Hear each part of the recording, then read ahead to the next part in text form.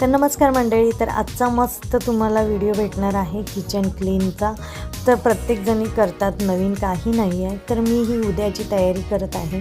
तर मी जेवल्यानंतर भाजी कटिंग वगैरे करते, जी नेक्स्ट डेसाठी असते टिफिनसाठी. तर उद्या मला भेंडी करायची, त्यामुळे मी व्यवस्थित ती कट करते, कारण मला साफसफाई किचनची करायची आहे. रोज किचनला मी 20 मिनटं देते आणि किचन पूर्ण क्लीन केल्यावरच झोपायला जाते. तर प्रत्येकाचं रूल्स वेगवेगळे असतात, त्याचप्रमाणे माझं स्पेशल असं आहे की मी भाज्या वगैरे कटिंग उद्याच्या करून ठेवते, म्हणजे उद्या टिफिनला पटकन सगळं होणार, टाईम टू टाईम असं होतं. नंतर मी आलेली आहे माझी शेगडी साफ करायला. तर शेगडी साफ करण्यासाठी मी एक ट्रिक वापरते. ज्या बर्नर आहे ना, त्याच्या मापाच्या 3 वाट्या घेते, म्हणजे त्याच्यामध्ये पाणी शिरू नये किंवा ते तांबू नये त्यासाठी, किंवा त्याच्यात पाणी गेल्यामुळे ना गंज पकडतो ना, त्यासाठी हा ट्रिक मला खूप आवडलेला आणि मी ट्रिक बघितलेली होती, त्यामुळे मी तुमच्याबरोबर पण शेअर करते. खरंच असं पाणी जात नाही. मी ती बघून 1 वर्ष झालं, तेव्हापासून मी हे पाळते की मी त्याच्यावर वाट्या ठेवते. टेन्शनच नाही. तुम्हाला मी दाखवते लास्टला की अजिबात पाणी नाही गेलं आणि खूप वर्षे शेगडी आपली टिकते. ते छोट्या गोष्टी तुम्ही लक्षात ठेवा. नंतर डिशवॉशचं लिक्विड असतं ना, ते मी यूज केलं आहे आणि साबण. बस इतकंच करायचं, आपले तेलकट डाग निघून जातील.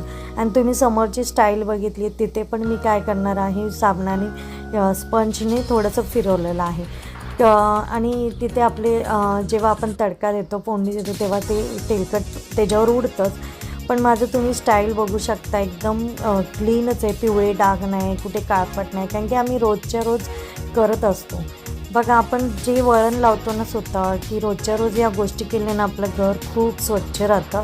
तर माझी खूप जणींचं मी बघितलंसुद्धा आहे, ती किती घासली तरी स्टाईल काळी पडली आहे, कोणाची असं पिवळं सर पडली आहे.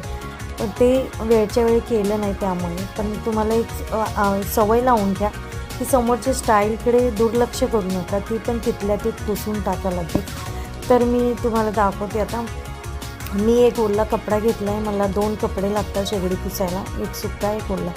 तो ओल्या कपड्याने मी आधी पुसून घेते आणि तुम्ही बघू शकता पूर्ण सुक्कं बर्नर आहे. कारण की वाटेची आयडिया ना मला खूप आवडली आणि मी तेव्हापासून तेच यूज करते. तर तुम्ही तुमच्यावर शेअर केलं, तर तुम्ही नक्की या गोष्टी तुमच्या सवयीमध्ये ॲड करा. तर तो ओला पण मी पूर्ण पुसून घेणार आहे. माझ्याकडे ते जेव्हा पाणी काढतो ना, ते काय बोलतात, मॉप असतं ना, ते नाही आहे माझ्याकडे. तर मी कपड्यानेच पूर्ण ढकलते पाणी आणि क्लीन करून टाकते आणि सुक्या कपड्याने पुसते. सुक्का कपडा का घ्यायचा, कारण की जे साबणाचे डाग असतात ना, ते दिसू नये म्हणून कधी पण ना सुक्या कपड्याने एकदा हात मारा, खूप छान चककते आपली शेगडी आणि कट्टा. नंतर मी आलेले आहे ते माझ्या भांडींकडे, म्हणजेच की जेवल्यानंतरची जी भांडी आहेत ना, ती घासून घ्यायची. काय जणी म्हणजे ज्यांनी वर्किंगवाले असतात किंवा ज्यांनी बाई लावलेली असते, ती काय वेळी रात्री येऊ नाही शकत, सकाळी येते. तर प्लस पॉईंट काय असतो, माझं मत आहे की बाई लावण्यापेक्षा ना, आपण तिची वाट बघण्यापेक्षा आपण आपली कामं केलेली बरी पडतात रात्रीच्या रात्री. ज्यांच्याकडे रात्री येत असेल बाई तर ठीक आहे, पण मला ना खरकाटी भांडी ठेवायला अजिबात आवडत नाही. किती पण उशीर हो, 12-1 वाजले तरी पण ती भांडी घासली जातात माझ्याकडे तरी. 12-1 वाजत नाही ॲक्च्युली, ते एक प्लस पॉईंट आहे माझ्यासाठी. 8:30पर्यंत आमचं जेवण होतं, जेवल्यानंतर आमची भांडी पण होऊन जाते.